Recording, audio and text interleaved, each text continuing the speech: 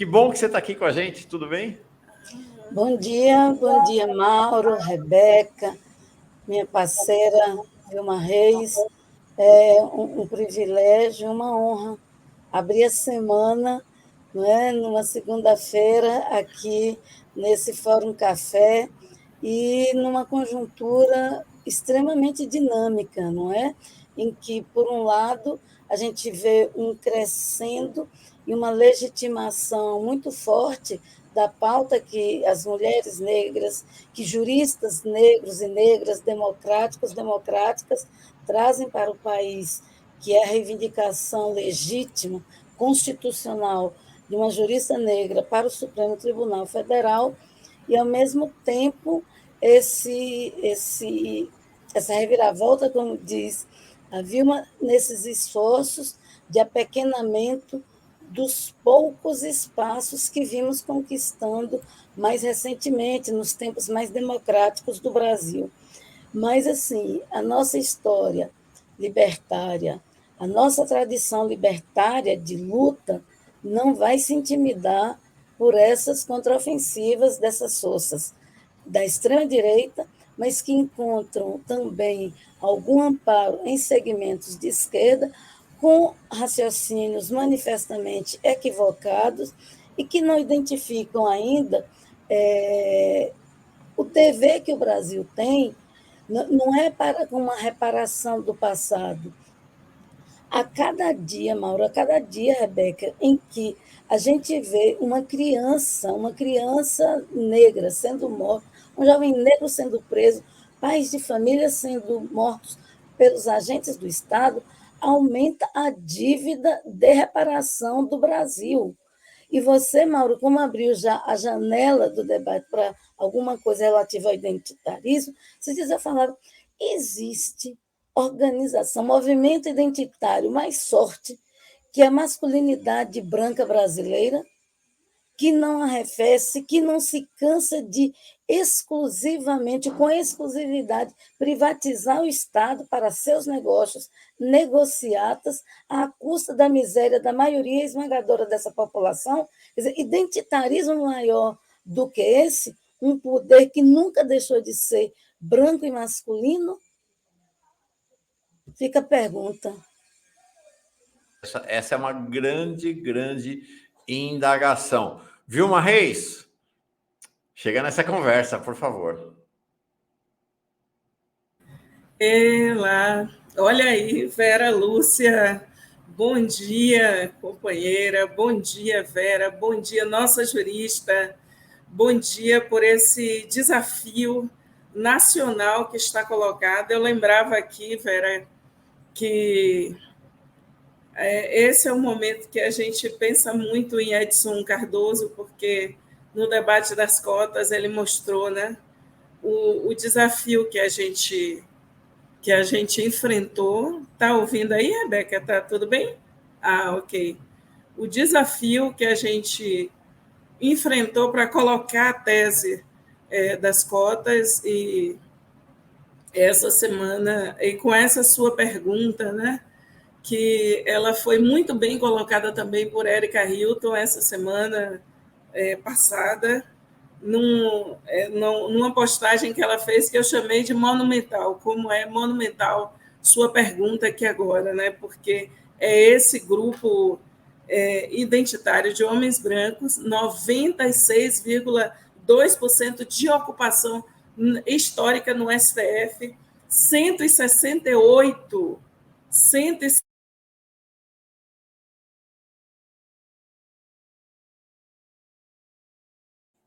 Congelou a Vilma um pouquinho, né? Opa, eu estou aqui. Voltou. Legal. Né? São 3 mulheres e pouquíssimas presenças negras, e por isso eu me reportei e coloquei no Twitter destaquei essa publicação, e com muita coragem nós estamos, Vera, colocando com muita coragem o seu nome, o nome de Manuelita e o nome de Flávia Martins, né? Como tem tantas outras, né? Mauro falou aqui da proposição do Mulheres Negras Decidem, que colocou outros nomes, tem outros grupos colocando, e são todas proposições legítimas, né? São todas proposições legítimas. A gente acredita que o nosso tempo é agora, né? Esse é o tempo da gente aprofundar a democracia brasileira. E nós falávamos, é importante dizer que Vera estava naquela nossa comitiva que veio a Brasília em incidência política, exatamente na luta por uma reforma política que não deixasse de fora a população negra, naquele 3 de agosto de 2021, né? E nós falávamos, sem paridade racial e de gênero, não há democracia no sistema político brasileiro. E nós falamos, sem a presença das mulheres negras, a Suprema Corte Brasileira ela está incompleta, inconclusa, enquanto um projeto que tem a responsabilidade de sustentar e defender a Constituição Cidadã. Olha o tamanho do desafio, né? É a Suprema Corte Brasileira que ela defende e sustenta, né? É ela que vai dizer se nós efetivamente estamos cumprindo. Por isso que todas as arguições sobre constitucionalidade, a gente vai exatamente para o Supremo Tribunal Federal. E, para nós, essa lacuna secular é uma lacuna secular. Foi muito importante essa publicação e esse debate político que a gente está colocando. Ora, quanta coisa nós ouvimos quando nós levantamos a tese das políticas de ações afirmativas e as políticas reparatórias na Universidade Brasileira e no mundo do trabalho no Brasil, né? E nós não recuamos em nenhum momento. Então, eu penso que essa é a força do nosso debate. É muito importante dizer que nós somos pessoas que nós não temos, né? Apesar de certas teses estão sendo levantadas, nós, as mulheres negras nesse país, somos o maior contingente da população. Muitas de nós, né? Nós não temos, a gente tem financiamento de lugar nenhum, é importante dizer, né? Nós levantamos essa discussão e eu estou aqui recuperando, né, que nós estávamos em Brasília, né, e considerar que nós nos levantamos para eleger o governo Lula. Quando muitos tinham medo de se levantar, nós estávamos no meio da rua, em todas as organizações deste país, em cada periferia. Né? Quando se tinha medo, né, nós ocupamos os espaços. Então, é muito duro certas coisas que estamos ouvindo nesse momento, mas nós não temos medo, porque nossos aliados, na hora mesmo de passar da página 3, ali eles vão diminuindo, porque aí é você aprofundar um projeto de democracia no país. E aí, como dizia o Paulo Sérgio Pinheiro, né, essa sociedade que tem ilhas de democracia, né? Tem ilhas de democracia. Então, viu? Muito interessante você recuperar essa história recente, porque, mesmo diante da pandemia, nós não nos intimidamos em ir para a rua para denunciar o genocídio, né, da nossa juventude negra. Nós não nos intimidamos de vir para Brasília, de colocar em Brasília, de ir para o Congresso Nacional, demonstrar que aquela reforma que se intentava queria, sim, alargar a exclusão que temos, né, na esfera da representação política. Então, se a gente tem um modelo de exercício democrático indireto no sentido da representatividade, né, é direto no sentido do exercício do voto, mas a gente pouco exercita da democracia direta, embora a nossa própria Constituição preveja formas, né, de um exercício que poderia ser mais, enfim, mais não do cotidiano no sentido todo dia, mas que poderíamos exercitar mais referendos, plebiscitos, enfim. Mas não nos intimidamos e viemos para fazer essa pauta. Não nos intimidamos ao longo de todo o processo de prisão do agora presidente Lula, de irmos para as ruas, de participarmos das mais diversas formas de denúncia e de reivindicação da comprovação da sua inocência. E, durante a campanha, fomos nós, povo negro, nós mulheres, quem garantimos, com uma participação política muito efetiva, que o resultado eleitoral nos trouxesse esse aceno de redemocratização do país, porque é isso que se trata. O governo do presidente Lula é um projeto de redemocratização. E você falar de uma redemocratização que não passe obrigatória e necessariamente por ações efetivas, eficazes de inclusão, não estaremos falando de um projeto de Estado democrático de direito. Efetivamente, não estaremos, se não estivermos incluídas em todas as pautas, em todas as instâncias de poder.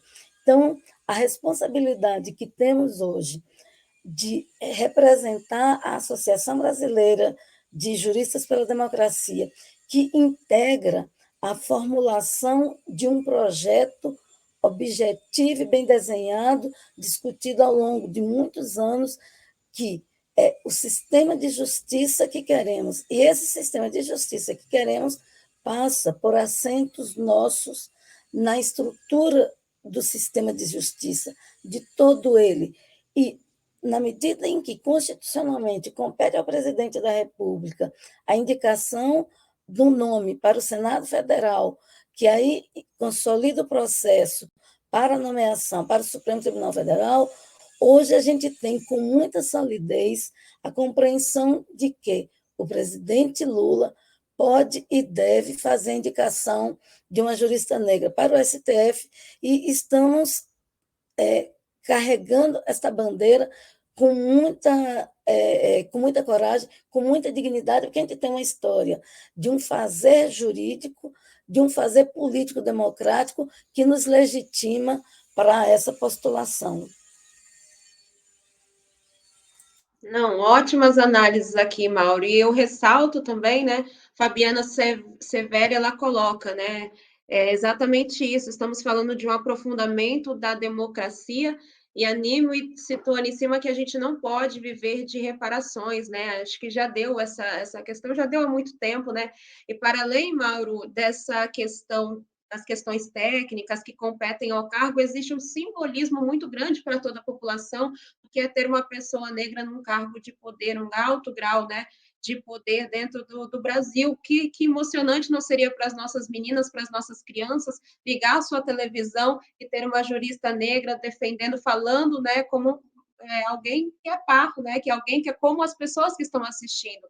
É o nosso representante ali naquele movimento. Então, além de toda essa questão técnica que compete ao cargo, essa questão da representatividade é muito importante para isso. Não dá mais para ficar vivendo do paliativo, né? O movimento negro, o movimento indígena, precisa tomar a caneta das tomadas de decisão do que compete ao país, né? Isso é muito importante e simbólico. Uma questão que eu queria trazer para vocês, Vilma, se você puder começar. Primeiro, o seguinte: a demanda por uma mulher negra no STF é uma demanda, evidentemente, das mulheres negras e seus movimentos, das pessoas negras e seus movimentos, com apoio das pessoas indígenas e seus movimentos, dos movimentos feministas, de uma maneira geral, mas não só delas. Aliadas e aliados participam desse movimento, né? A gente tem visto, e é um custo também alto para eles, né? A gente tem visto Gregório do Vivier, que é um homem branco, né, que tem se incorporou a essa campanha, os ataques sistemáticos que ele vem sofrendo. Eu sou um homem branco. A Associação Brasileira de Juristas pela Democracia não é a Associação Brasileira de Juristas Negros pela Democracia. É uma associação de juristas multicor de maioria branca, inclusive. Então, assim, é um movimento das mulheres negras e suas aliadas e seus aliados. Eu preciso dizer o seguinte, quem é contra esse movimento não tem nenhum problema. Tem gente aqui na fora que fala, eu prefiro o Pedro Serrano, eu prefiro esse aqui, não tem problema nenhum. Agora, quem é contra esse movimento e diz que esse movimento quer emparedar o governo Lula e coisa do gênero, é gente racista. Não tem, e misógina. Não tem outro qualificativo. Não tem outro qualificativo possível. São pessoas racistas e misóginas, em sua imensa maioria, claro, homens brancos, ricos, de poder. E aí vem com essa conversa, sabe, Vilma? Por que é que fazer lobby pelo Zanin foi legítimo? Por que é que fazer lobby pelo Zanin não era emparedar o presidente Lula?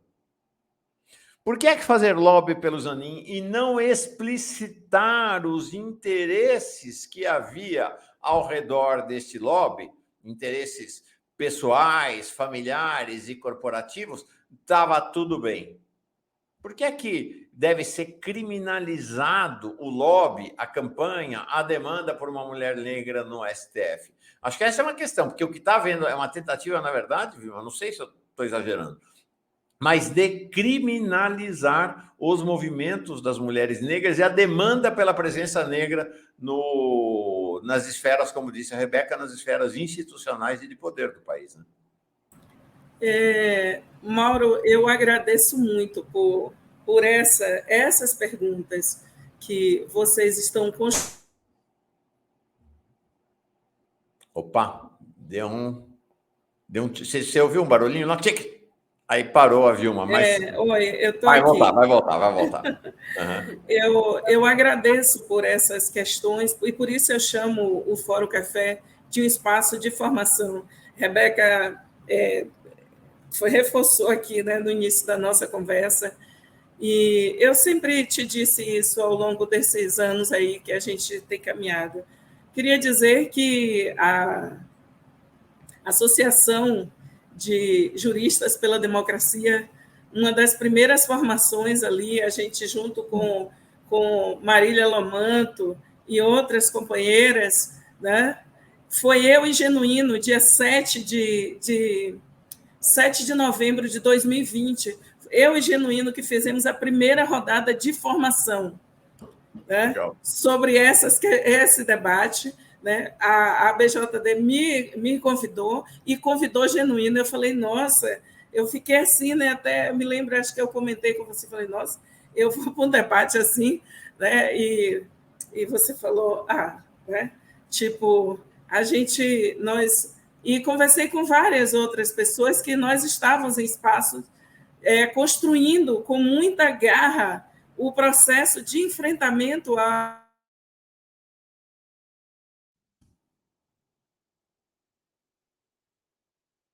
Vamos ver. Tá fácil aqui não, viu? Mas eu estou aqui. Ótimo. A gente já sacou que está tendo umas interrupções, mas que você volta. Vamos lá. E aí chamou esse debate e foi, eu acho, muito importante. Uma outra coisa que eu acho fundamental, que está nesse texto, né, de Erika Hilton, e que, imagine, um texto que já... Nossa, ele tem 780 mil acessos, esse texto, né, de Erika Hilton, que eu republiquei no meu... aqui no meu espaço no Twitter, em que ela... É importante também, de várias coisas que ela falou, mas eu queria lembrar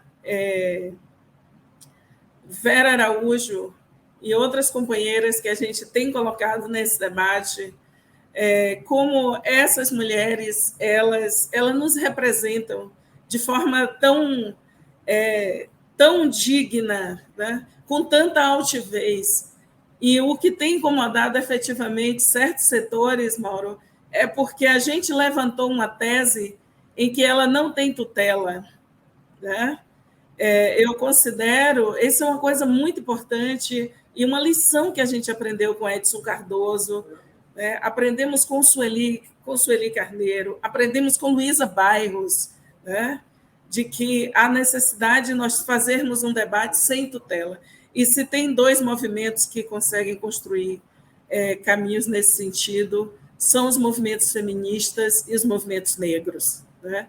a gente consegue levantar questões, né, o movimento LGBT, das pessoas LGBTQIA+, com muita contundência também, tipo, a gente sabe, nossa, estamos por nossa própria conta, mas o que tem nos surpreendido de forma muito bacana é que organizações como a Associação de Juristas pela Democracia e que pessoas que têm tanta inserção na mídia como do Vivier e tantos outros, estão se posicionando de forma antirracista nesse país. Essa é uma vitória que foi construída pelos movimentos negros do Brasil, né? Quando, no passado, nós tivemos o apoio de lideranças como Florestan Fernandes, é importante, Mauro, a gente recuperar aqui uma história, porque Vera Araújo, essa baiana de Livramento e Nossa Senhora, né, lá na Chapada Diamantina, ela tem muitos anos construindo cidadania no DF.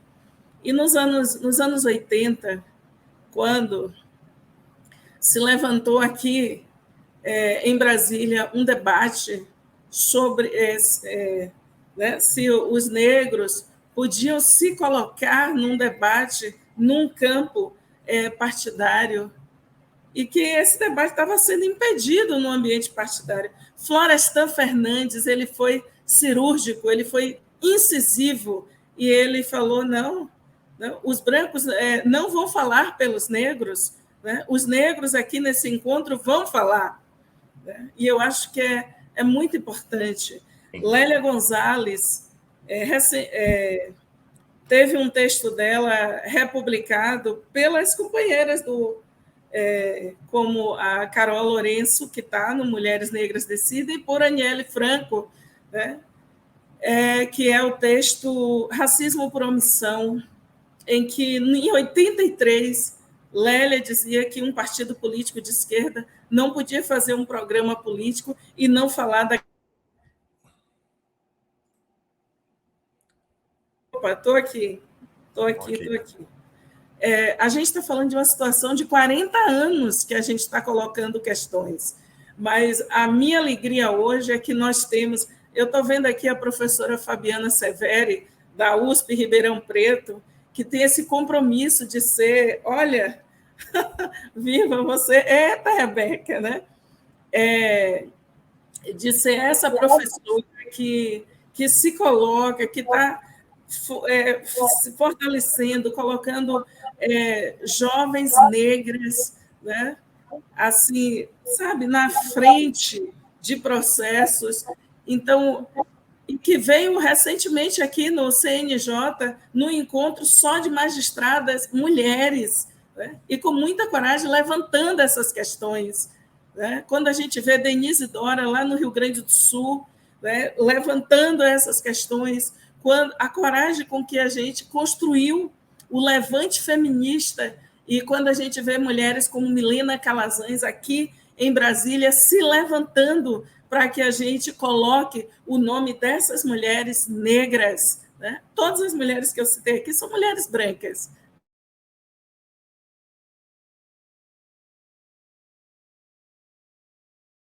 É um novo momento de Brasil, né? Esse e muita aliança verdadeira, construída, de esquerda, feminista, antirracista. E é essa postura que nós queremos. E você sabe, Mauro, quanto lhe custou abrir essas telas, né, e fazer parceria com as mulheres negras, com as mulheres trans, com as feministas, com os movimentos sociais, de ouvir os movimentos indígenas, né, que nunca tinham ocupado esse espaço da comunicação. Então, é muito caro, eu me emociono sempre, quando eu posso, eu vejo o Fórum Café, e eu vejo você e Plínio entrarem com Rebeca, e eu falo, a gente está fazendo uma revolução, né? Nós estamos, então, essas mulheres que eu estou citando, elas estão de pé, né? Quando Denise Dora está falando do empoderamento legal da sociedade brasileira e que mexe com as promotoras legais populares, toda a formação que a gente fez e iniciou na Bahia das Defensoras Populares tem a ver com esse processo de mulheres negras chegarem, ocuparem e, de cabeça erguida, bicão na diagonal, entrar pela porta da frente do STF e o país inteiro tomará posse com essas companheiras mulheres negras. Né? E aqui, Vera Lúcia Santana Araújo, ela é nossa decana. Ela é nossa decana nessa revolução. Isso é uma coisa, com todas as mulheres negras, inclusive outras que têm tido seus nomes apresentados, sabe, Vera? Elas dizem assim, meu nome está colocado, mas se for Vera, eu tiro. Vera é tido realmente como uma referência, como você falou, a decana das mulheres negras. Antes de passar a palavra a ela, Vilma fez referência ao texto da Erika Hilton, né, Rebeca? Põe na tela aí. Isso mesmo, vamos ler um trechinho aqui, olha, ela diz, queremos uma ministra negra no STF. Neste mês, a ministra Rosa Weber do STF se aposentará. Rosa Weber é uma das 3 mulheres que já foram ministras e quem indica a próxima pessoa é o presidente Lula. E é crucial que tenhamos uma ministra negra progressista. Ela diz, bem entender, né? Primeiro, alguns dados, as mulheres representam 52% da população brasileira, mas até agora só tivemos 3 ministras mulheres no STF. No universo de 158 ministros na história do Supremo, isso é menos que 1,8%, dizendo. Segundo ponto, já pessoas negras representam 34% da população e também 54, Rebeca. 54, desculpa. 54% da população e também tivemos apenas 3 ministros. Terceiro ponto, nunca tivemos uma ministra negra no STF. Mulheres negras são 28% da população e 0% dos 168 ministros da história do STF. Isso aí. Está no perfil da Erika Hilton, está no perfil da Vilma Reis também, quem quiser ler. Roberto Seabra aqui, é isso aí, Vera Lúcia no Supremo. Vera, sabe que essa é uma questão interessante que eu tenho reparado? Até você podia explicar para nós um pouco esse conceito de sororidade, que é um conceito típico das mulheres negras.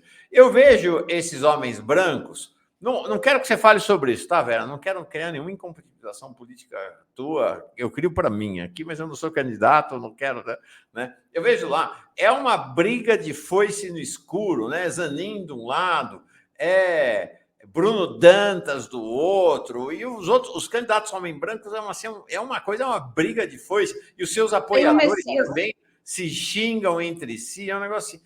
Eu vejo as mulheres negras. Bem, tenho conversado, não é? Nós vamos conversar essa semana com mais mulheres. Trouxe a Soraya aqui outro dia.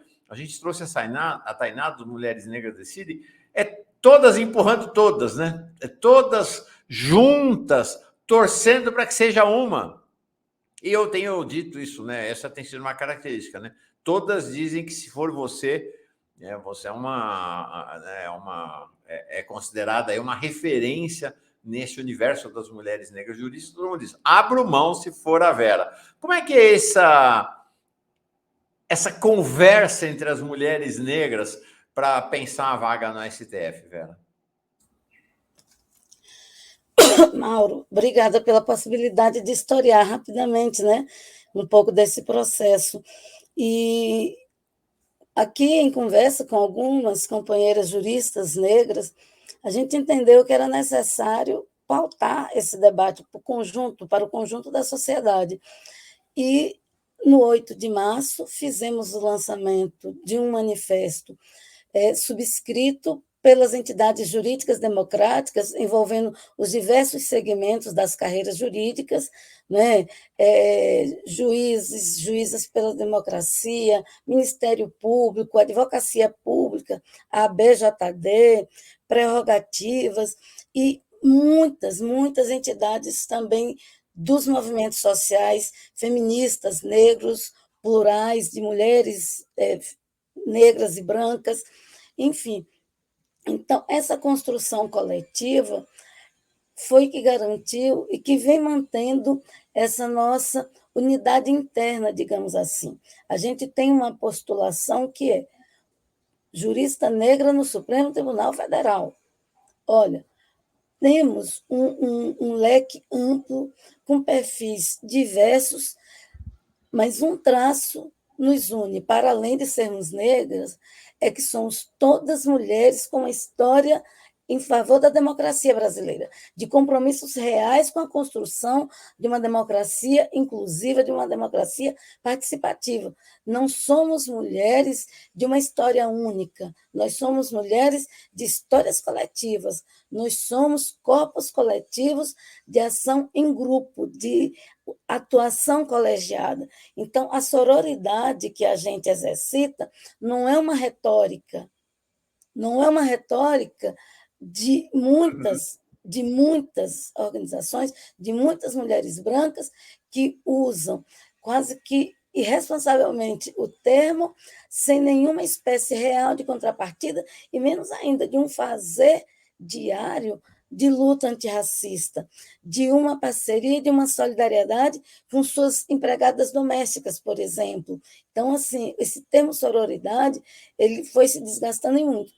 Nós vimos exercitando, e este processo tem dado bem a mostra do quanto estamos juntas por uma pauta comum e com traços que nos unificam, que é uma história a partir de luta pela democracia. E aí, assim, quando a Vilma dizia, eu moro em Brasília desde 78, então eu vivi todos, indistintamente, todos os movimentos nacionais e locais por construção de uma cidadania coletiva, pela democratização do próprio país.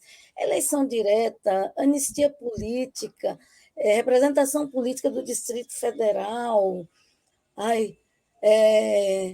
tudo mais, logicamente, contra o golpe da presidenta Dilma, naturalmente denunciando os crimes da tal Operação Lava Jato, que foi uma operação de desmonte da democracia, do sistema produtivo econômico desse país. Então, assim, essa história, para além de uma trajetória profissional com funções jurídicas de relevância, como consultora jurídica do gabinete do governador Cristóvão Buarque, coordenação jurídica de órgãos federais, Departamento Nacional de Trânsito, chefia da Procuradoria Jurídica do Departamento de Trânsito do Distrito Federal, coordenação jurídica da Casa Civil do Governo do Distrito Federal. Então, assim, eu tenho um estofo de vida política profissional a partir do direito que tranquilamente me deixa muito confortável para, em conjunto com todas essas companheiras e companheiros democráticos e antirracistas, fazermos essa postulação e carregarmos essa bandeira, inclusive colocando o meu nome à disposição do presidente Lula. Perfeito. Bem legal. Rebeca. Não, é isso, né? Falando agora de próximos passos, né, pessoal? Como que fica agora essa questão? Eu acredito que tem até o dia 28, né, desse mês, para que essa decisão seja feita, para que esse nome seja escolhido. Como que é isso agora, né? Falando de próximos passos, Vera. Não, Rebeca, a Constituição não fixa nenhuma espécie de prazo.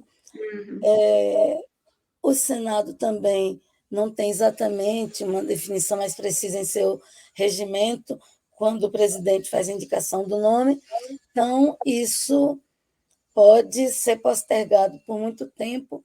E aqui quero somente, também nessa finalização nossa, trazer um dado que eu acho que reafirma nossas capacidades de, a partir da BJD, estar muito bem posta nessa situação de reivindicar uma jurista negra do Supremo Tribunal Federal, é que na semana passada, Mauro, Rebeca e Vilma, e todas as pessoas que nos acompanham, o Supremo Tribunal Federal, pela segunda vez, me incluiu na sua lista tríplice para uma vaga de ministra substituta no Tribunal Superior Eleitoral.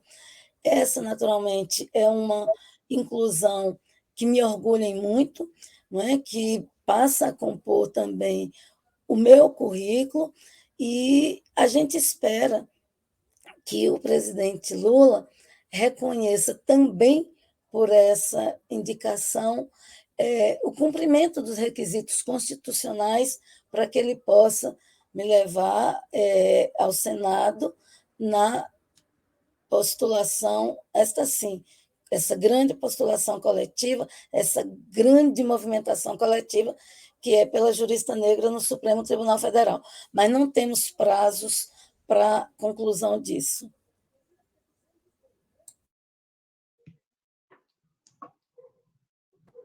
Oi, Rebeca. Vilma, querida, queria encerrar essa conversa contigo aqui. Você que é uma... E já adiantando que Vilma e eu estaremos, e Rebeca, né, Rebeca? Já combinamos, numa nova rodada quinta-feira sobre esse tema. Né? Esse tema continua aqui na próxima quinta-feira, né, Vilma? Com certeza. Eu quero agradecer pela potência desse nosso encontro aqui, né? A nossa felicidade de estar aqui conversando com Vera Lúcia Araújo. Ela tem sido escola e compromisso para muitas de nós. Só dizer que nos processos que nós vivemos de construção das questões de agendas de incidência muito forte da coalizão, né? Em todos os momentos, as companheiras da Frente de Mulheres Negras do DF, nos momentos mais difíceis, né? Que era de quando se negou comida até mesmo para os povos indígenas e para os quilombolas, a gente estava aqui, né, Vera, tendo que chegar a Brasília com a CONAC, com a coalizão, e você sempre aqui, a construção do GT eleitoral da coalizão e tudo isso, e também sua mobilização de olhar para nossos processos nos estados, como você olhou para a Bahia, mobilizou as mulheres lá na região da Chapada, lá longe, né, em Livramento, e a gente chega lá, no meio da roça, e as mulheres falarem assim, eu conheço ela. Isso, para nós, é de um compromisso tão grande, né? Lá no sudoeste da Bahia, a gente viu as pessoas falarem, e isso para a gente... Tá aqui, Vilma já volta.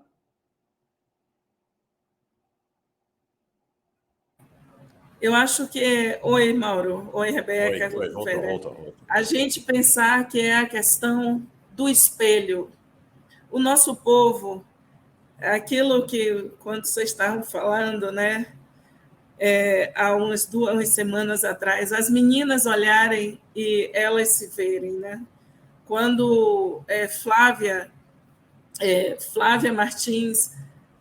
ela está ali fazendo os livros infantis, fazendo com que as meninas conheçam na história, conheçam Lélia, né? E falando meninas sonhadoras, mulheres cientistas. Eu não sei se você já viu, Rebeca, mas Flávia trabalha com esse tema. E quando a gente olha para a Vera e vê a coragem de ter uma mulher negra no meio de Brasília, né? E que as pessoas sabem, ela sabe muito.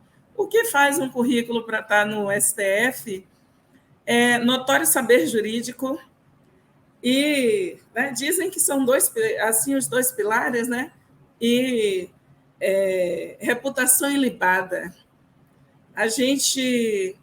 Vera carrega esses 2 pilares e todas as nossas companheiras, como bem disse aqui Vera, todas as nossas companheiras que estão se colocando nessa trincheira, mulheres negras.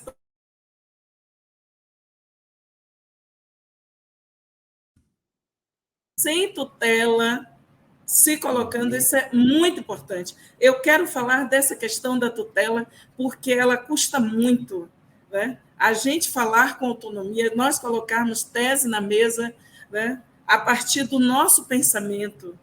Isso é uma coisa muito importante. E o que nos sustenta neste momento, são os movimentos negros, movimentos feministas e a luta popular por, sabe, nós aprofundarmos a democracia. E por isso eu falei do compromisso dessas mulheres professoras, juristas, mulheres brancas, feministas, que estão se colocando, né? E dessas outras expressões que vêm das artes, do humor, do entretenimento, da cultura brasileira se colocando. Essas são questões importantes, nos custa muito caro. O caminho para a gente chegar até aqui, ele custou para a vida de muita gente. E a gente não aguenta mais só carregar o peso e ficar na base da pirâmide da sociedade.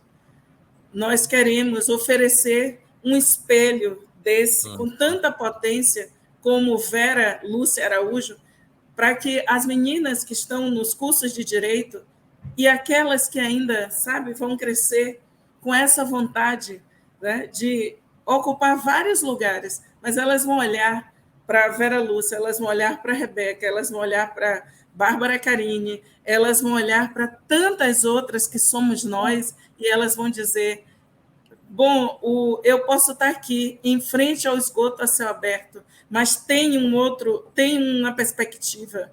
Eu tenho meus espelhos e eu posso revolucionar.